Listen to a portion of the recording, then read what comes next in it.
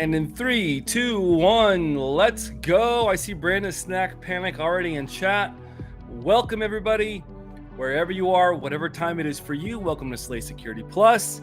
This is a midweek evening edition. It's kind of like our roots. It feels like what we used to do. Welcome to the live stream. My name is Jesse J, aka the Cosmic Cowboy, as you see on my hat here. This is a live stream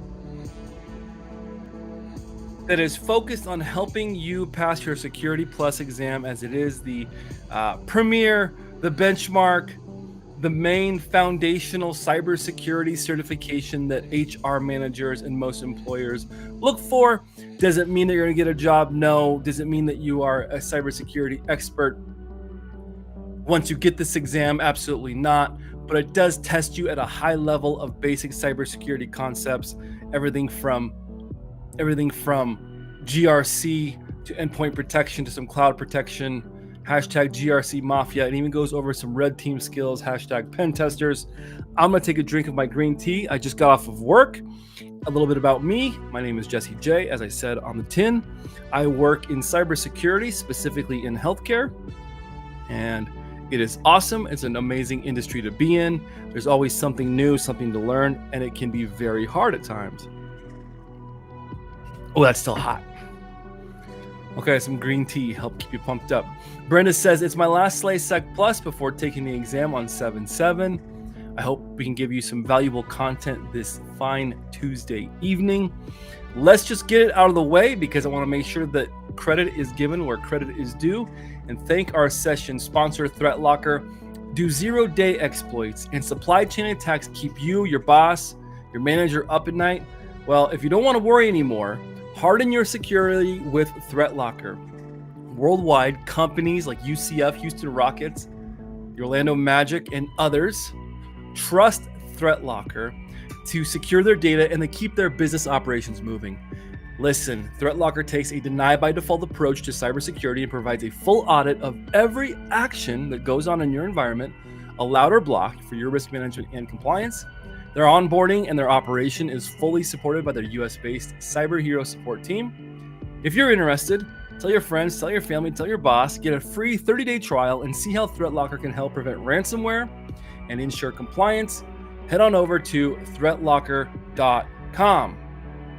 Let's get things kicked off. Like I said, okay, Slay Security Plus, what do? We study for Security Plus. We do it in an organic, community-led environment. There may be one person here tonight. There may be no people here tonight. There may be 50. It's kind of an odd time for us to stream, but that's okay because we give 100%, whether we have one person tuning in or 1,000 people tuning in. You always give it your all, your best foot forward in everything that we do. That's how I roll, and I hope that that's how you roll as well. Let's get started with the performance-based question. This is something that you're going to see at the beginning of your exam. It is basically a CompTIA's way of testing your practical hands-on skills and your ability to do some hands-on testing. More, like I said, more of a practical way. Brenda, I believe you're still in chat. So if you want to do this one with me and anybody else that jumps on, feel free to throw your answer in chat. The performance-based question is going to start off with a scenario. You're going to take your time, read the scenario, find out what it's asking of you, close the scenario, and then see how it wants you to interact. Based on this scenario, we're going to be using it looks like drag and drop. Sure enough. And we may or may not have done this one in the past. We've done all of them, so these are kind of repeats at this time. More than anything, it gives you a chance to see what PBQs look like. That out of the way, and without further ado, let's get this PBQ going and get this study session cooking. Here's our scenario. In response to rapid growth, your organization implemented a Bring Your Own Device, or BYOD, corporate-owned personally enabled policy. As a cybersecurity manager, you have already encountered several security issues and requests you need to help resolve. Some current issues are as follows.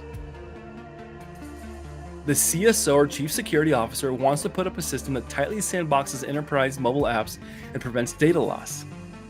The network administration team insists on using company phone for internet access for their laptops while remote. Again, the CSO is requesting the ability to track where corporate equipment is in case of theft or loss.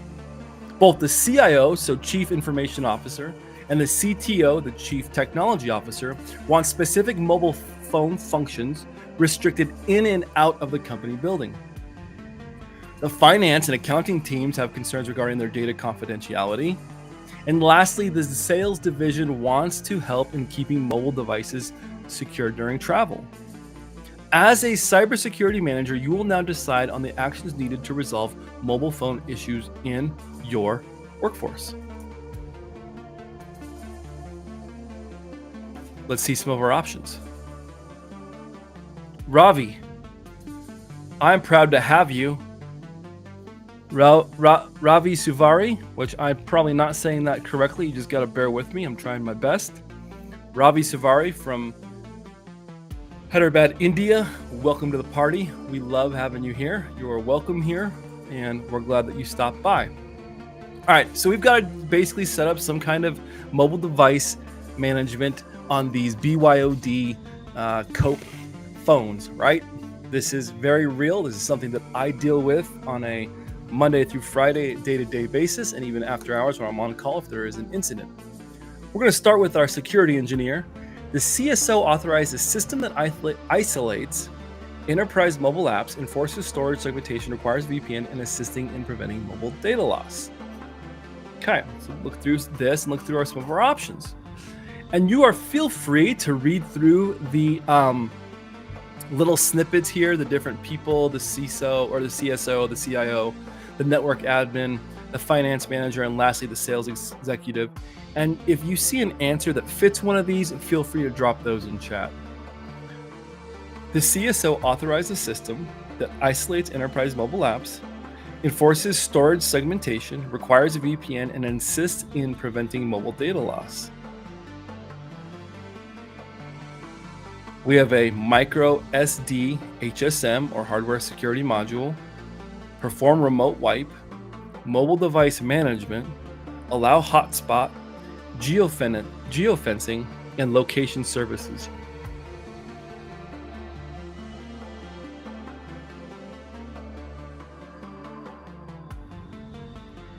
I should not have gone for a hot drink when it's 100 degrees outside. I live in the desert. I live in the western part of the country.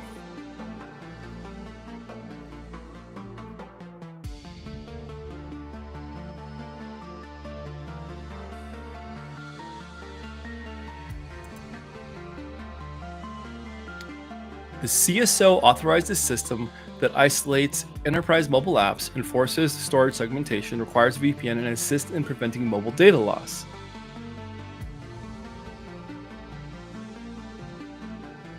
Brenda Snack Panic going with MDM, mobile device management. I tend to agree. Let's take that one and put it there. I feel like it is the only one that satisfies all of these. The CSO, since hardware theft is a common issue, we need to implement a solution that helps us recover lost or stolen devices. Again, micro SD HSM, or hardware security module. We want to perform a remote wipe, allow hotspot, enable geofencing, or location services. Help us recover lost or stolen devices. Well, I'd want to know where they are.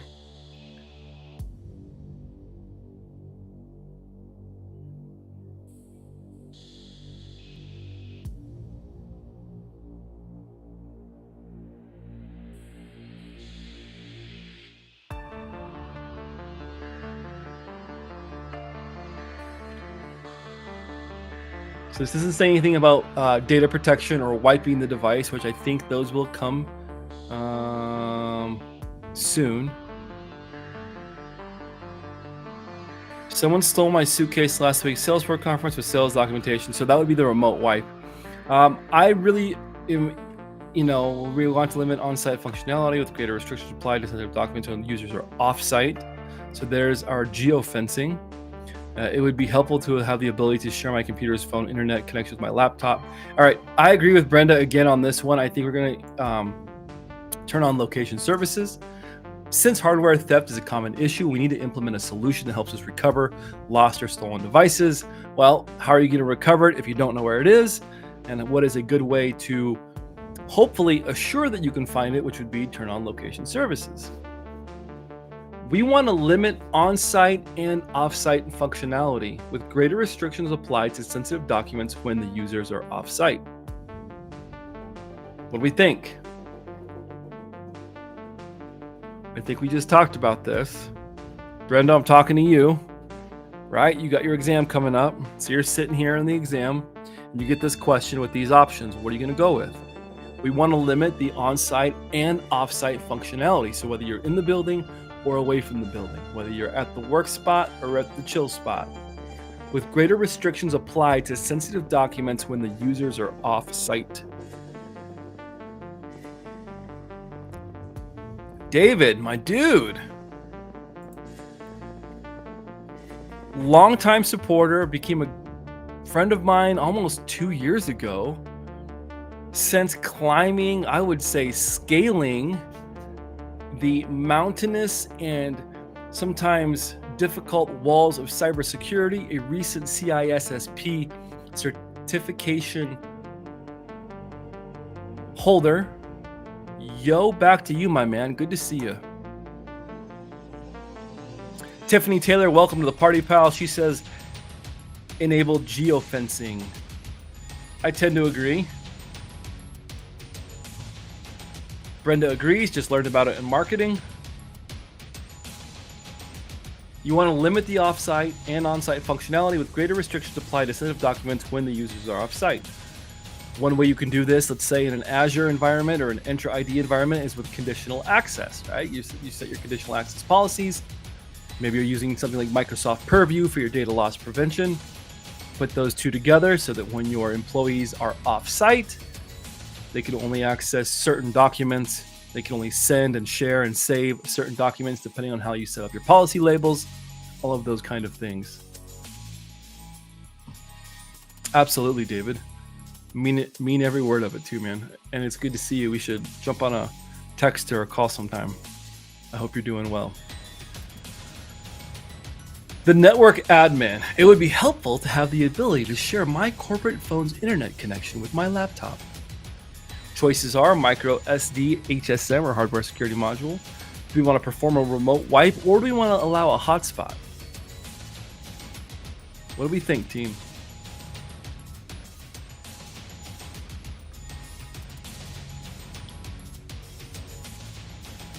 Well, we don't want to perform a remote wipe because that's not what they're asking.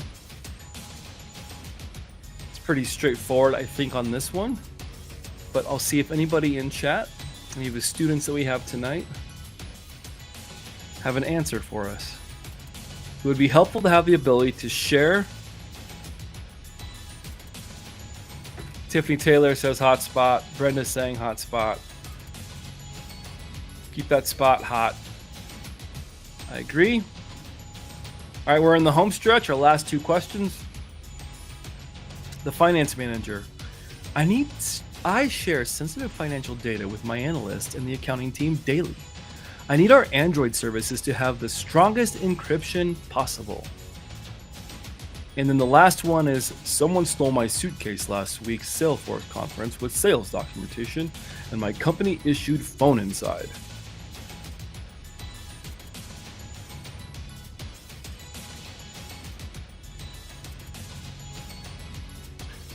While we answer these last two questions, and please drop the answers for the final two questions here in chat. Sorry for my squeaky chair. I want to give a shout out to my mom. I don't think she ever watches these live streams, but Mom, I love the super cool Grateful Dead bear you got me. You know your son pretty well. This is awesome. Thank you.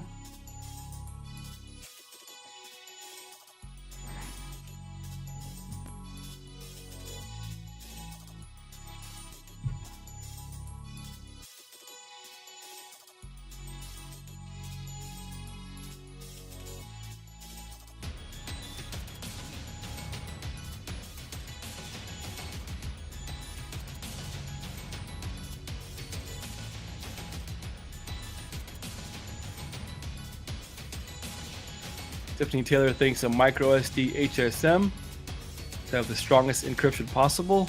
Hardware security module, in the form of a micro SD.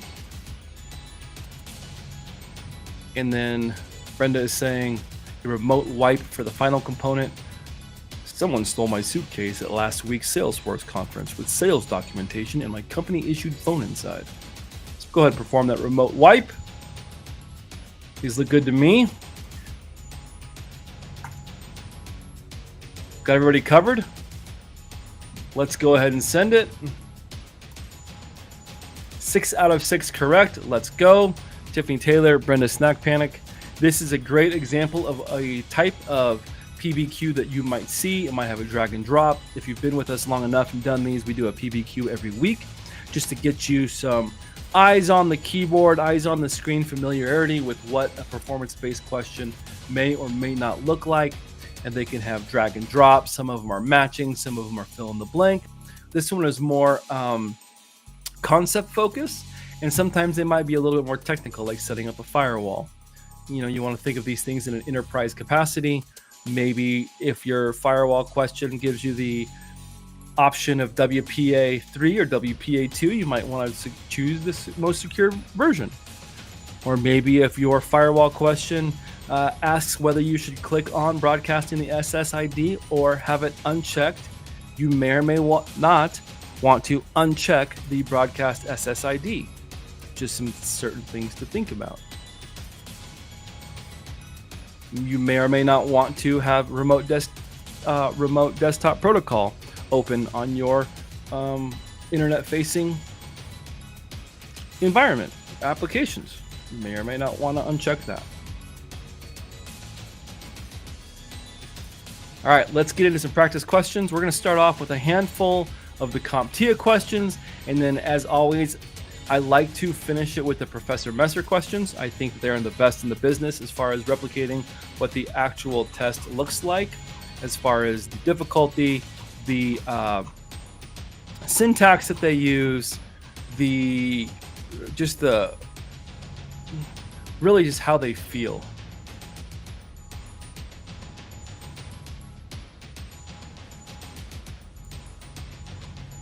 Brenda says, thank you. I was just typing a question asking this. Kind of nervous about the PBQs. I'll do them like everyone suggests.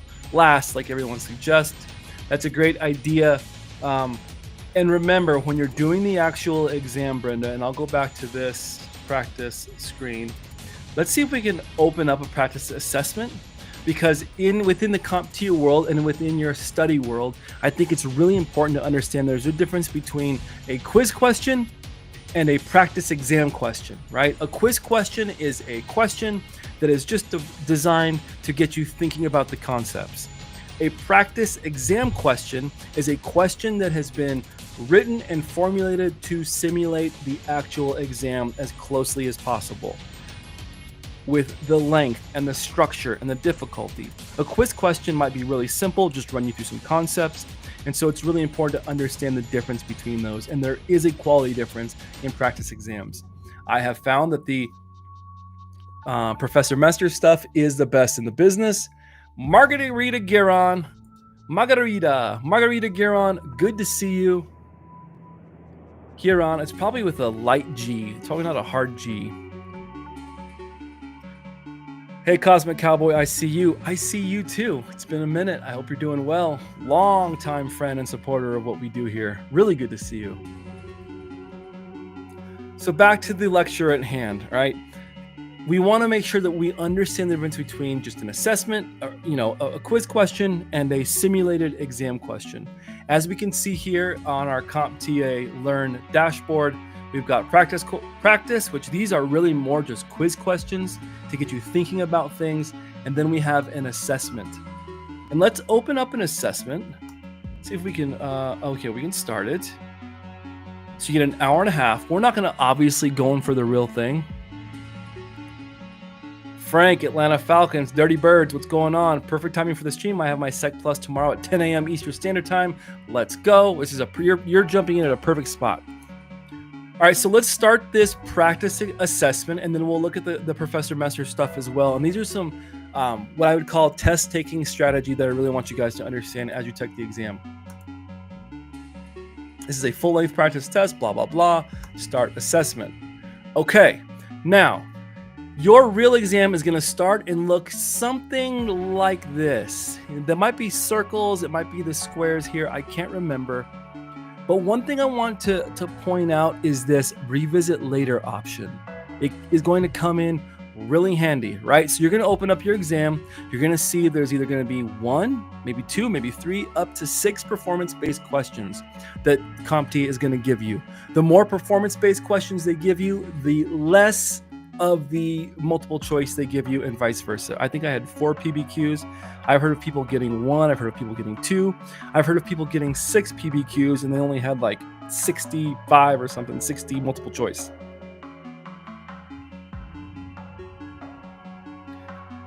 So as we go through these questions, I want to remember and I want to encourage that you, it might either on the actual exam, it may say revisit or it may say flag for later. Because what's going to happen is we're going to go through these practice questions in a linear fashion, right? 1, 2, 3, 4, so on.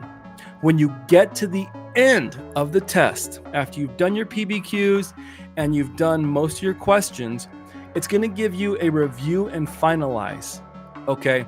And so it's super, super important that you answer every single question to the best of your ability.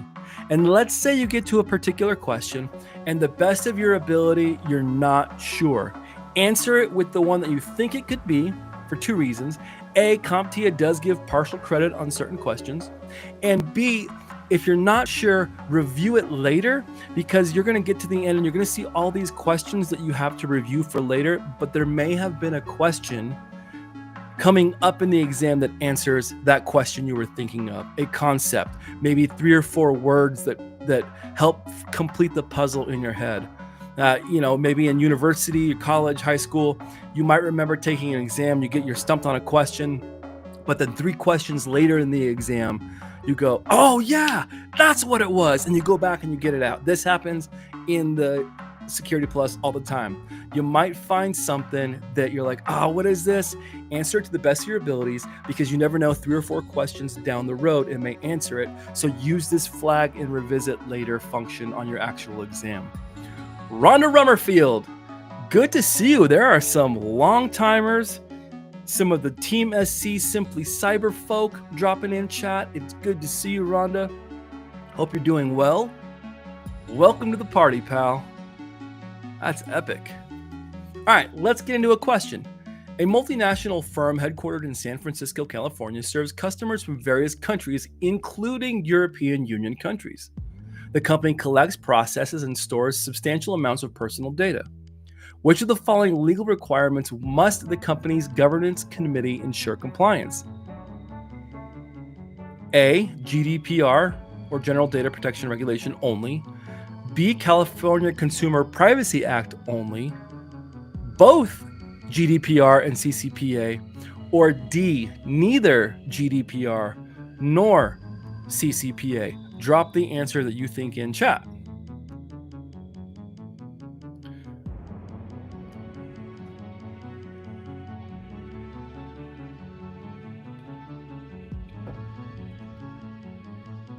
Tiffany Taylor right off the rip, going with C, both GDPR and California Consumer Privacy Act.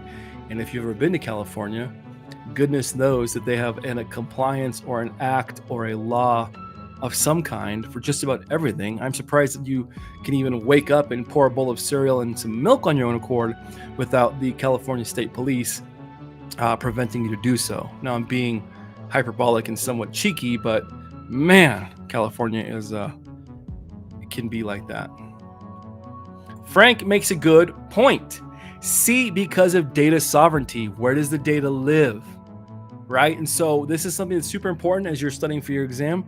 If you're an American company and you have data that resides with European customers, you still need to follow GDPR, right? You don't want to be subject to GDPR fines because they can be massive. California also has its California Consumer Privacy Act. Remember, GDPR is really going to only affect your European Union customers and not your California Consumer Privacy Act customers. And so I tend to agree with everybody here in chat that C is going to be our best answer. Now, we're not going to get the response right away, but we can pretty much say that's probably it. Next question. Moving on. After an extensive security audit, a medium-sized corporation discovers several of its company laptops contain malware. The malware is most likely a result of the use of an unauthorized USB storage device. The CISO, or Chief Information Security Officer, wants to prevent similar incidences in the future. Which of the following options would be best to mitigate this risk? This keyword best, which it's not, on the Professor Messer exam, I think it's either in all caps, and on the practice stuff that we did, it was in all caps. This word best is an indicator that this question is a good candidate for getting partial credit. That means that there is a better and a best answer. And that is one of the reasons that you want to make sure you're answering every question the best that you can, because maybe the answer that you submit is the better, but not the best of the options. You'll still get partial credit for that question. A, deploy port control software and restrict the use of USB storage devices. B, implement full disk encryption on all laptops. C, disable all physical ports on company laptops. Or D, require all users to change their laptop passwords. So we got a security audit. We found some malware on the laptops. The malware is most likely a result of unauthorized USB storage devices. This is a common occurrence in enterprises. Maybe you work for a company and you have turned off the ability for people to use removable media inside their organization. You get a call from the C-suite. C-suite comes down and says, I don't care what the law is or what the rule is. I'm the CFO, and you better effing let me save my spreadsheet because I want to go work on it on the golf course. Well, in many cases, the IT and the cyber team, regardless of policy, because remember, policy does not ensure compliance, our hands are tied. And so it's super important you understand those concepts, that you're going to have best practices, and there's going to be some risk acceptance at every level of your job. You can't eliminate all risk. One thing you want to do when you're answering these questions is go through the answers that are most likely the incorrect answers.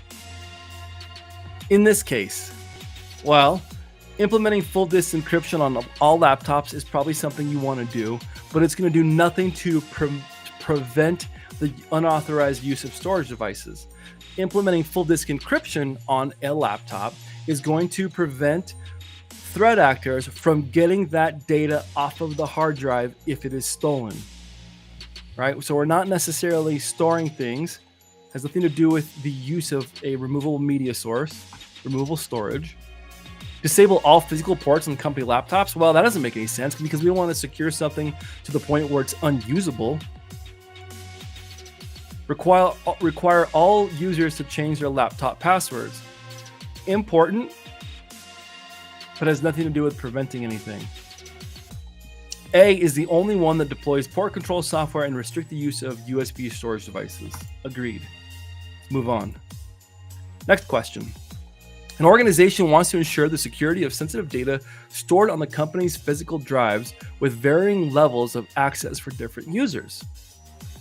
Which of the following encryption methods would best suit this requirement? Full disk encryption only. A, full disk encryption only, or FDE. B, a combination of volume and file encryption. C, partition encryption only. Or D, volume encryption only.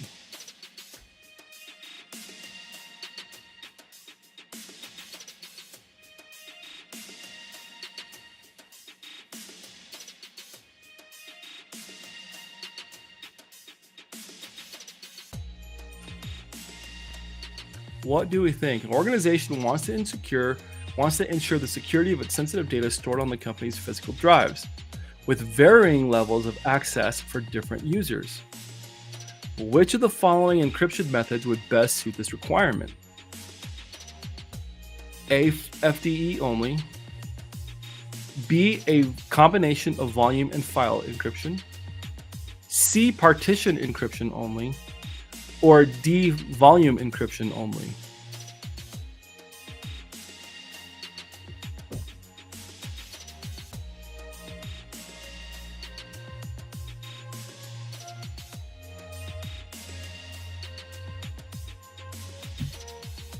That was quick. A resounding B, a combination of volume and file encryption. I agree.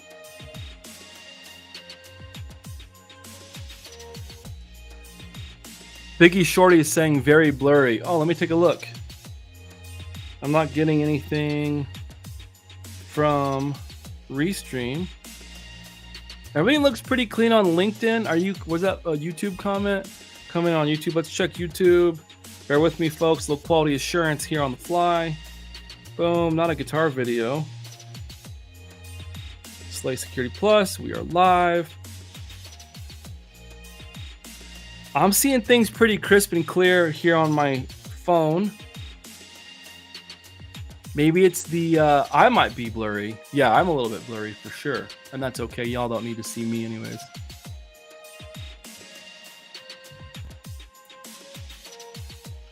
Yo, Cowboy, just dropped in to say hi. Mighty wide of you.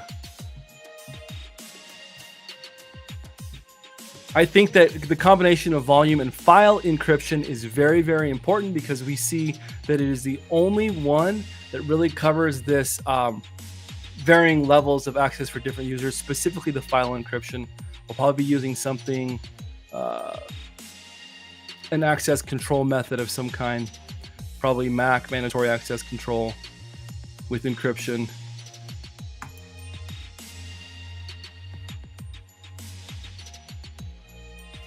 Moving on. Okay, cool. Biggie Shorty. Okay, good now. So I like to hear. Thank you for that heads up. With quality assurance. A large technology firm adopts the National Institute of Standards and Technology, aka NIST, hashtag GRC Mafia, cybersecurity framework to improve its security posture. The company has hired an external consultant to conduct a gap analysis to identify areas in which the firm deviates from the recommended framework controls. What is the most accurate description of this process? A, the use of an automated system to identify and prioritize patching of vulnerabilities. B, the review and comparison of the company's security systems against NIST cybersecurity framework. C, the consultant's implementation of NIST cybersecurity framework controls without assessing the security posture. Or D, regular phishing tests conducted by the consultant to assess employee response to threats. All right, so we've been asked, let's pretend that we are the consultants. We've been asked to perform a gap analysis. This question is asking what of the answers they give us, what is the most accurate description of performing a gap analysis? And always remember, whenever CompT asks you a question and you get some answers, if you have some answers in your brain that might be better or better suited and you don't see them in the answers and you're confused, you gotta go with what CompTIA gives you. There's, for a lot of these questions, not all of them, but sometimes there's maybe a more accurate, more technical answer that you've heard about in the cybersecurity world, or maybe the couple words are off. You gotta go with what CompTIA gives you, right? And roll with it. So what is the most accurate description about this process? Rhonda Rummerfield going with B. Frank saying the same thing. Brenda and Tiffany.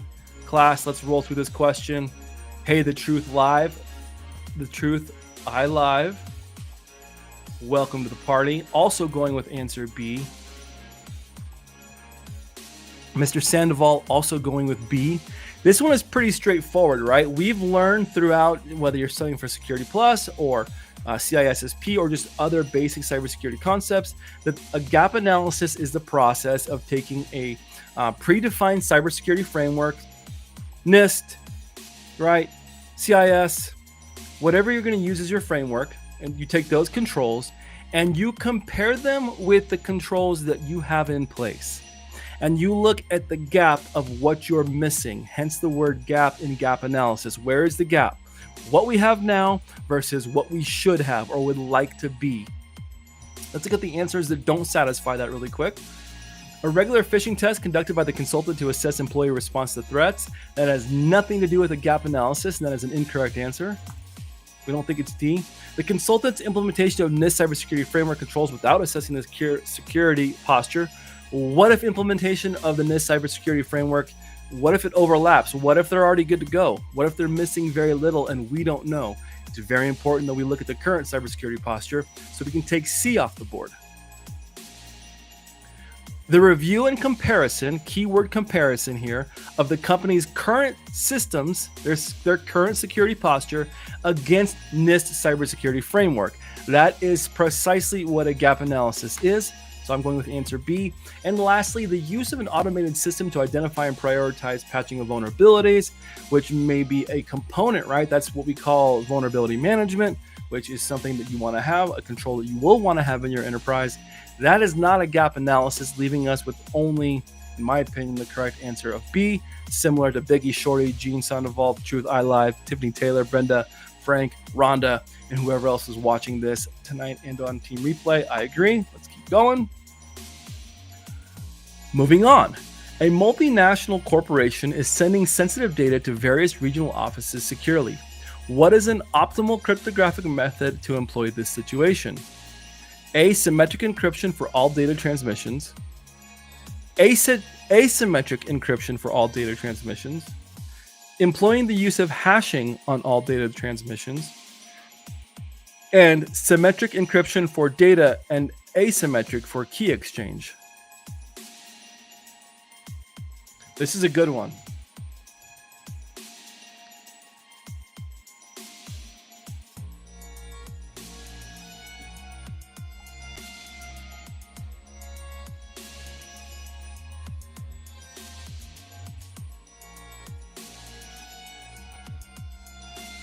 Always a good idea to read through the question, look at your answers. Sometimes as you're reading the question, maybe you want to get an answer formulating in your brain so that when you look down at your options, maybe you'll see one that's there. Let's reread the question. A multinational corporation is sending sensitive data to various regional offices securely. What is an optimal cryptographic method to employ in this situation? A. Symmetric encryption for all data transmissions. B. Asymmetric encryption for all data transmissions. C. Employing the use of hashing on all data transmissions. Or D. Symmetric encryption for data and asymmetric for key exchange.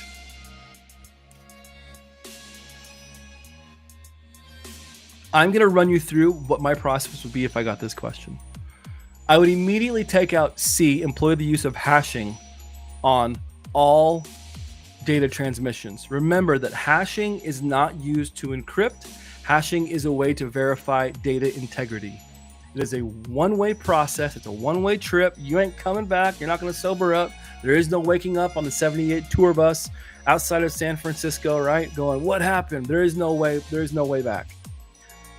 You're taking any length of data, running it through a hashing algorithm, and getting a fixed length of bits that you can compare with the data before it was sent to after it was sent. That is not encryption, right? It's used to provide a provide a way to measure integrity. So we can take hashing out of the way. Now, symmetric encryption is going to be the fastest way because we're only using the one key, right? The one key to encrypt and the same key to encrypt and the same key to decrypt. So it's going to be less overhead for our systems. Not necessarily the most secure, but it is going to be the fastest. And so I don't lean towards A. Remember that asymmetric, while it is the most secure of all of these, it's going to require the most overhead and the most management in the PKI environment, right? Public key infrastructure. So we're encrypting all this data, getting it to all these different locations. There's going to be a lot of overhead and there's going to be a lot of management regarding all of that data and its asymmetric encryptions. So I'm with everybody else in class who's going with D, symmetric encryption for the data and asymmetric for the key exchange. Brenda, what did you say? You said D because it's faster to transfer the data with symmetric, but the key exchange is protected with asymmetric. I really think that is a mature and very, I don't know what the word I'm looking for. It's a very smart way to approach this question. I agree with you. That's well spoken, and I think that's what the test is going to want to see. All right, moving on. A technology company experiences several security vulnerabilities with its online application, leading to customer complaints and legal threats. In response, the board of directors decides to outsource the maintenance and associated liabilities of the application to a third party. Which risk management strategy is the company primarily implementing? A, risk avoidance, B, risk acceptance, D, risk mitigation, C, risk mitigation, or D, risk transference, or transference, however you want to say that word. All right, let's reread the question. A tech company has a ton of vulnerabilities with the application. It's leading to customer complaints. We don't like this. Our data is not secure. And legal threats, right? Regulators mount up. In response, the board of directors says, I want to outsource the associated liabilities of the application to a third party. We don't want anything to do with it. We're going to let our third party take care of the application. What risk management strategy, something you should understand, is this? Risk avoidance, which would be, no, we don't want anything to do with it whatsoever. Risk acceptance, being like, yes, we understand that this is a risk. Here's our compensating controls, or no compensating controls. We just understand that this is the risk we have to accept. Is it risk mitigation? Are they saying, oh, we're going to own this. We're going to put in a WAF. We're going to, web application firewall. We're going to look at making sure our SQL databases and our input validation and everything is being taken care of on that end. Or are they transferring the risk to a third party? So I'm thinking through this in my head if I were taking the exam. Well, it says here, decides to outsource the maintenance. So they're going to take that risk of the vulnerabilities and the legal and the risk of something happen, and they're going to pass it on to somebody else. They're going to transfer it, right? Like Kirk Cousins trying to make a touchdown pass, right? I'm a Broncos fan. We believe in Bo Nix, so go Broncos. Everybody in class, a resounding D, risk transference. I agree. Let's go ahead and click that one and move along. We know that these others are not correct. You don't have to do that on your exam. I'm just doing it for fun. We are cruising through these questions. Let's keep moving. Given the complexities and benefits of secure protocols, which statement best guides the CISO approach to implementing them? A, relying solely on vendor recommendations. B, mandating secure protocols universally. C, balancing security, performance, and cost. Or D, focusing on encryption levels. We got a few people walking into the party. Welcome to the party. I see some answers dropping in chat. I'm not sure if it's for this question right here, but this is the question that we are on. Given the complexities and benefits of secure protocols, which statement best guides the Chief Information Security Officer's approach to implementing them, right? The benefits of secure protocols. Relying on solely what the vendor recommends. B, mandating secure protocols universally, so across the board. C, balancing security, performance, and cost. Or D, focusing on encryption levels. This question, they want you to think like a manager. What is a CISO's job typically? It's not to always implement, right? He's not the person behind the keyboard. The CISO has way bigger business implications to think about. The CISO is supposed to be on the same page as our CEO, right? They're in this spot of looking out for business operations. There is only one answer here to me that takes into consideration the bottom line, aka cash money.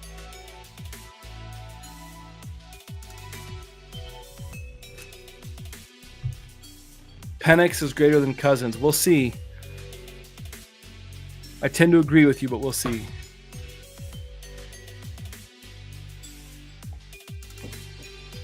Well, relying solely on vendor recommendations, maybe some of those vendor recommendations come with a large cost, a prohibitive cost that would slow down business operations, or something that you just can't afford in this budgetary season, right?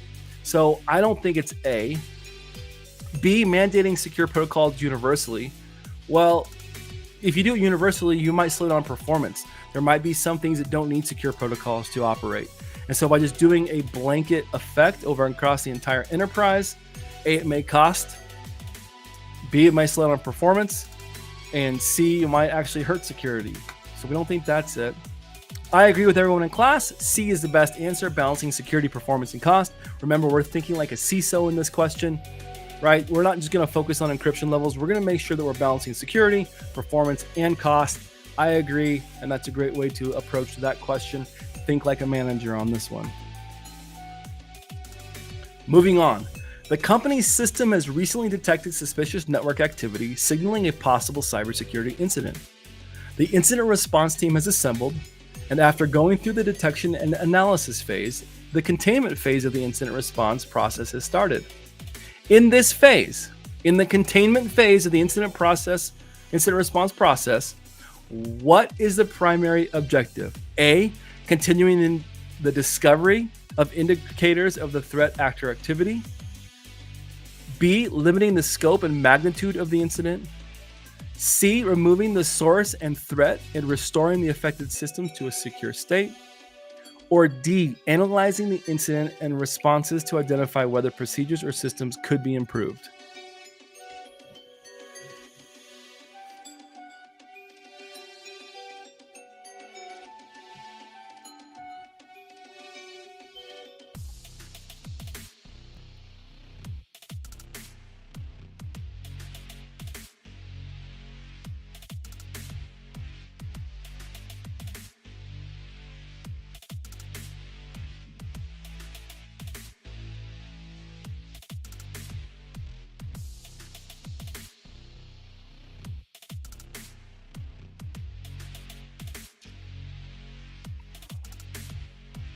My dude, Tech Ricky. I think I'm your roommate. Oh, that's Tiffany Taylor. I'm not your roommate, so I'll be, telling people that. But Tech Ricky, I think I'm going to be your roommate at Wild West Hacking Fest. I got a hold of our buddy, and I secured up that one of those rooms. Super stoked. Yeah, everybody in class is going with B. We want to limit the scope and magnitude of the incident. This word containment, means that we want to contain it. We don't want it to spread. We don't want it to continue to get worse.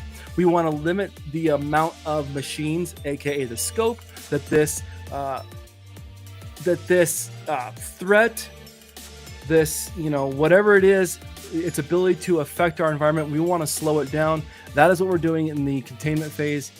Continuing the discovery, well, that's part of the analysis phase, right? So we know that's not correct. I always think it's so important to go over the incorrect answers.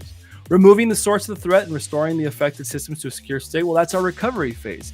It says in the question that we're in the containment phase. We're not to the recovery phase yet, so we know that that's incorrect. Analyzing the incident responses to identify whether procedures or systems could be improved. Well, we know that in the incident response lifecycle, that is called the lessons learned phase, right? That's the lessons learned phase. We're going back and we're saying what happened, what did we do, what worked, and what didn't work for future incidences. So we know that that's not correct, leaving us with only B as the correct answer. We're trying to limit the scope and the magnitude of the incident. Let's move on. A cybersecurity analyst for a large organization is enhancing the company's security posture. The analyst notices increased alerts related to a particular known exploit in the company's server software. The company's intrusion detection system, or IDS, uses a predefined set of rules provided by security personnel to identify events that are unacceptable. What type of detection method is the company using in this scenario? A, signature-based detection. B, behavior-based detection. C, anomaly-based detection. Or D, trend analysis.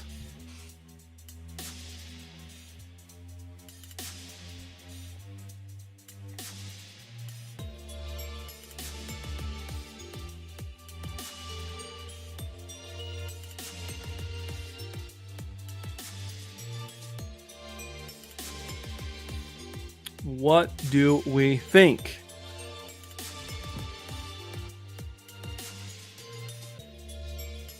We see some alerts. Predefined set of rules. Here is our giveaway. That should indicate what this answer is.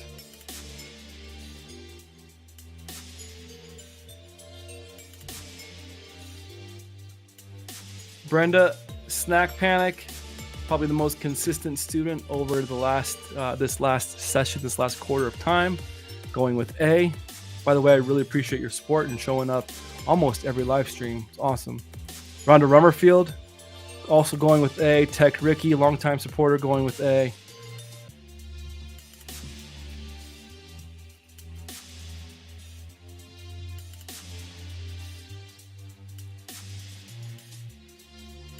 I don't know if that's Andre, is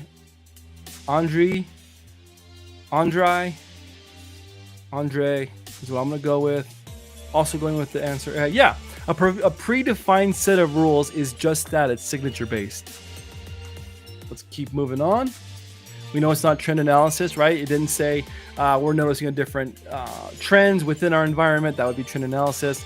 Anomaly-based detection looks for something different than a baseline, right? We've got a baseline of how our environment works. An anomaly is something that deviates from that baseline. That's not what we're talking here. We're talking a predefined set of rules, signatures, right? We call them signatures. And it's not behavioral based. What is this person doing? What is this system? Why is it interacting with this other system? What is going on within the environment? What is this behavior? Right? So it's not behavioral based. We can tell from the question, this predefined set of rules, that we're looking at a signature based detection. Move on. A large multinational corporation recently suffered a significant data breach. The organization had established an incident response plan, or an IRP, that primarily consisted of a team of skilled cybersecurity analysts. However, the data breach escalated rapidly, and the company found itself in the headlines, which caused serious damage to its reputation. What key elements likely missing from the company's incident response plan? Ooh, I like this question. A designated social media monitoring team. B, proper stakeholder management and comprehensive communication plan. C, a larger team of cybersecurity analysts. Or D, an annual cybersecurity training program for all employees.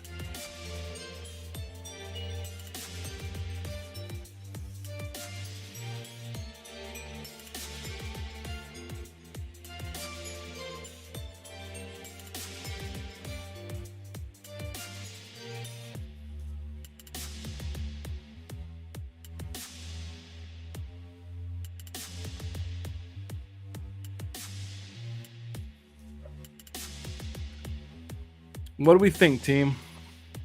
So we had a data breach. The company found itself in some hot water with headlines causing serious damage to its reputation. What key elements were likely missing from the company's IRP? A designated social media monitoring team. Well, what happens when there is no incidents of breach? They're not getting paid to do nothing. Proper stakeholder management and a comprehensive communication plan. Communication is everything, right? A larger team of cybersecurity analysts? Well, if you already have a team, we're going to break this question down a little bit. It consisted of a team. It doesn't say how large it was. We just have a team of skilled cybersecurity analysts. More chefs in the kitchen isn't going to help anything if the recipe is jank, right? If the recipe is already screwed, then all of the cooks in the kitchen are going to still be making a bad entree. It's still going to taste like crap. So it doesn't matter how good the chefs are if the recipe sucks. So we know that having a larger team of chefs, aka cybersecurity analysts, is not the correct answer.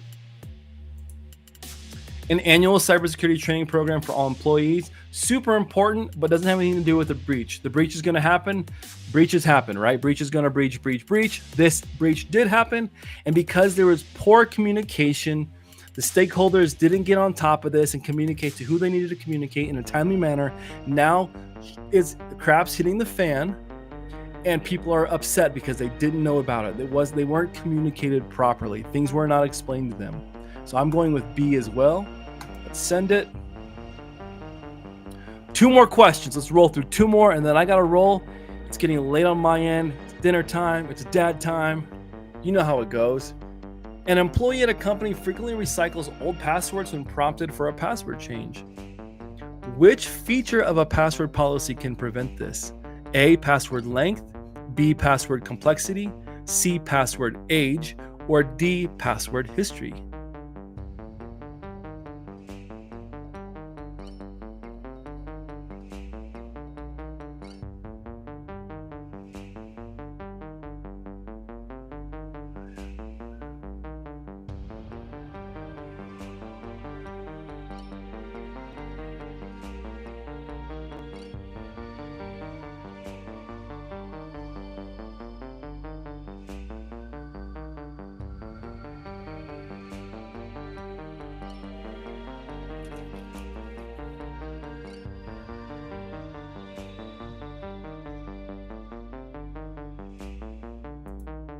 4 a.m. for you.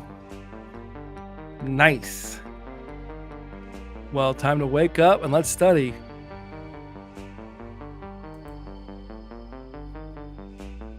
Password length, right? What is the question asking us? A company frequently recycles old passwords. So we're using passwords that we've used before. Well, password length, it doesn't matter how long they are. If you're reusing them, no bueno. Password complexity, doesn't matter how complex they are. If you're reusing and recycling that old complex password, still doesn't matter.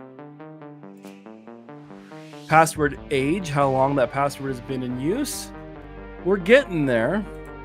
Password history, that's the answer we're searching for here, right? We want to figure out, and I'm going to click revisit later so we can see an example of what that looks like, because we're going to revise after this last question. Password history is what we're looking for, right? How long, well, not how long has it been? Yeah, how long in time has it been since you've used whatever password it is? Woo! Okay, this is a long one, a good one. Let's do it. Last set, best set, like when you're in the gym, right? Last set, best set. A major software vendor becomes aware of a new zero-day vulnerability in one of its products due to an anonymous tip. The vulnerability could potentially allow unauthorized access to sensitive data stored in its software. The vendor is currently creating a patch to address the issue. Which of the following best describes the current risk to the software users and the appropriate response from the software vendor? A, since the vendor knows about the vulnerability, there is minimal risk. The vendor should alert all users about the vulnerability and immediately provide mitigation steps. B, the risk to users is significant, and the vendor should quietly create a patch without informing the users until it is ready. Didn't we just talk about communication? C, there is no risk to the users as long as the vendor does not disclose the vulnerability. Okay. The vendor should continue its usual operations without interruption. I shouldn't even be on there. That's an immediate no bueno. The risk to users is unknown, and the vendor should contact individual users to assess potential damage before proceeding.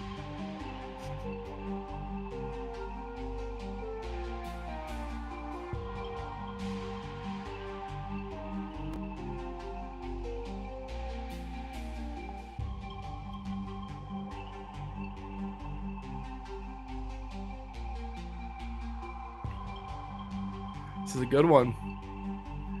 This is a good one. There's no risk. You know what? We're just not going to say anything. And if it doesn't say anything, there's no vulnerability. It doesn't even exist. Business as usual. Nothing to see here. That's what answer C is.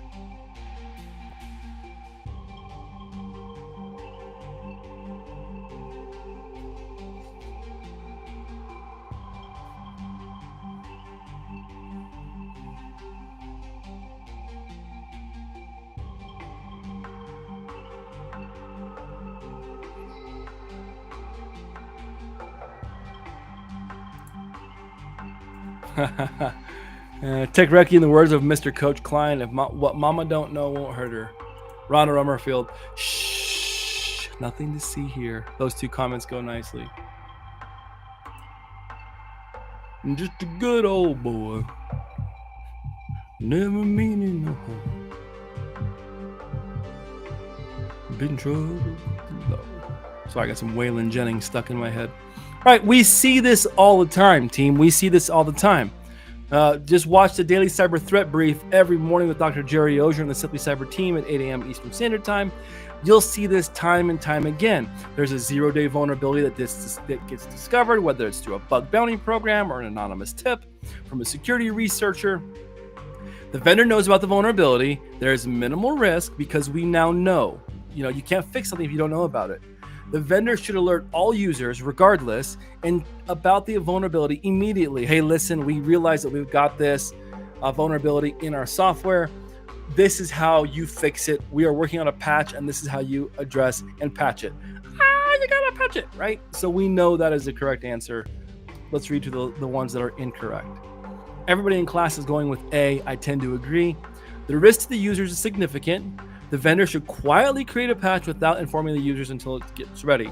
This is how we see these breaches happen. And even though there was a patch, there was already a breach. And because there was no communication and the person didn't know about the patch being created, then we have right? That poor reputation and that damage to the organization. So we know that B is not correct. We already talked about C. And then the risk to users is unknown. The vendor should contact individual users to assess potential damage before proceeding.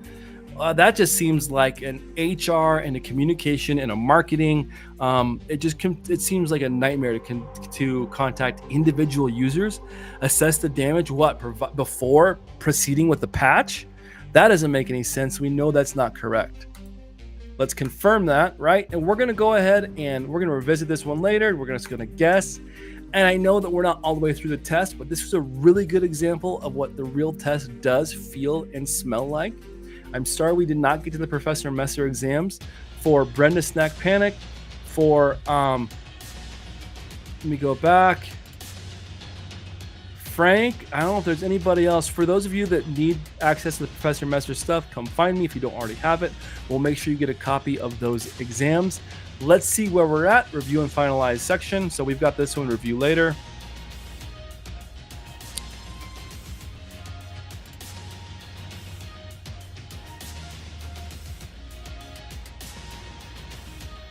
So it looks like we got a couple wrong. Oh. So this was review. So these are the ones that we flagged for later, right? So this is letting us know that if we were to go through, we could, right? So we're going to review and submit them. Now we know that the test isn't complete, so we're going to get a really bad score because of all these incorrect ones. But what's cool is it lets you know about the ones that you flagged. So you go, oh yeah, that's right.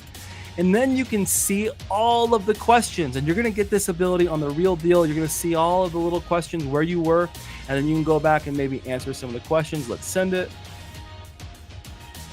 Submitting the answers, checking against the CompTIA algorithm.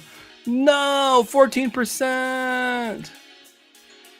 But the ones that we did answer, we smashed it, right? We thought through those. It looks like we got this one wrong. Oh. That was an expert question. Wow. Okay. Good time. Good night, Frank. Have a wonderful night. Next time I pop on the stream, it's to say I passed the exam and not because I need more studying to do. That's fair, dude. Either way, we're here for you.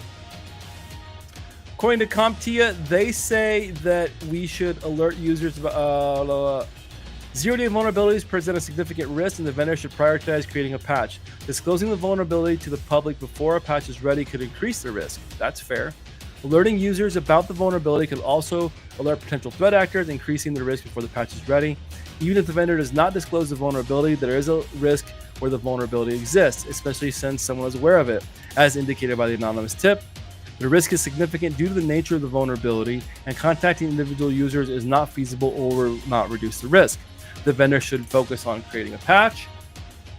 That's what CompTIA gives you. So we got one wrong. That happens. I personally disagree.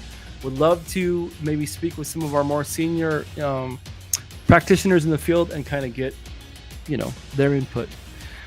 All right, team, that wraps it up for tonight's session. I want to thank each and every one of you that spent some time with us this evening, joining us on Slay Security Plus. We do this each week. Typically, we're on Saturday evenings. We're doing some makeup sessions as well as providing. We will not be broadcasting live Saturday coming up. We will not be broadcasting live. I'm going to be at a faraway location, off the grid, unplugged, de-Googled, de-gridded, no computers, no internet access, just trees, lakes, fish. It's going to be awesome, but I will not be here Saturday. On the other hand, we will return next Saturday at 4 p.m. Eastern Standard Time for an edition of Slay Security Plus.